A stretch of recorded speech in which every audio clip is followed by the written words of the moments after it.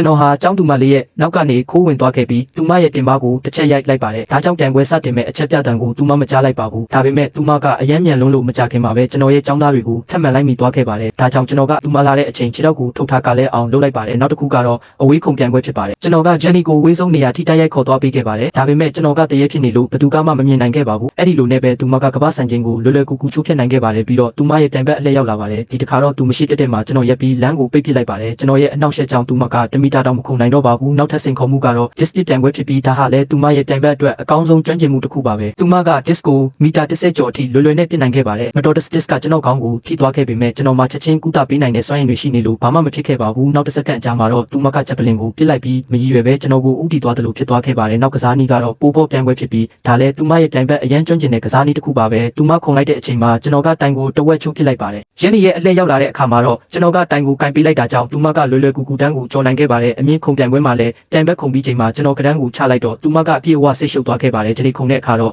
အောက်ကနေတစ်ချက်တွန်းပေးလိုက်လို့သူမကထပ်ပြီးပထမနေရာရခဲ့ပါတယ်နောက်ဆုံးတန်ပွဲကတော့ relay ပြေးတန်ပွဲဖြစ်ပါတယ်ဒါပေမဲ့အပြပွဲကအပြေးသမားတွေကကျွန်တော်တို့ထက်အများကြီးတမကြပါတယ်တန်ပွဲစတင်ပြီးမကြခင်ပါပဲကျွန်တော်တို့အဖွဲ့သားတွေနောက်ကျသွားခဲ့ပါတယ်ဒါကြောင့်ကျွန်တော်ကလှုပ်ဝက်ပြီးဆိုတာဘူးတစ်လုံးဟောတော့တစ်ချောင်းကိုယူလိုက်ပြီးပန်းတပွင့်လည်းထည့်ယူလိုက်ပါတယ်အဲ့ဒီအချိန်မှာပဲအပြပွဲကသူတို့ရဲ့လက်တံကိုဆိုတာဘူးနဲ့အစားထိုးထားတာကိုတတိထားမိသွားပြီးကြံတဲ့လက်တံတွေကိုတော့ဟောတော့နဲ့ပန်းတွေဖြစ်နေခဲ့ပါတယ်ဒါကြောင့်သူတို့ကလက်တံအစ်စ်တွေပြန်ယူဖို့နောက်ပြန်ပြေးရပါတယ်ဒါပေမဲ့အပြပွဲရဲ့ခေါင်းဆောင်မလေးကအယမ်းမြန်လုံးလို့မကြခင်မှာပဲပြန်လိုက်မိလာခဲ့ပါတယ်အဆုံးသက်မြင်းကိုမရောက်ခင်သူမကိုအင်အားသုံးပြီးတားဆီးလိုက်ရတော့သူမကနေရာတနေရာထဲမှာပဲပြေးနေရတယ်လို့ဖြစ်သွားခဲ့ပါတယ်အဲ့ဒီအချိန်တွေကိုမြင်ရတော့လူတိုင်းကအံ့အားသင့်နေကြပါတယ်နောက်ဆုံးမှာတော့ဂျန်နီကအဆုံးသက်မြင်းကိုပထမဆုံးဖြတ်ကျော်နိုင်ခဲ့ပြီးနောက်ဆုံးမှာတော့အနိုင်ရရှိသွားခဲ့ပါတယ်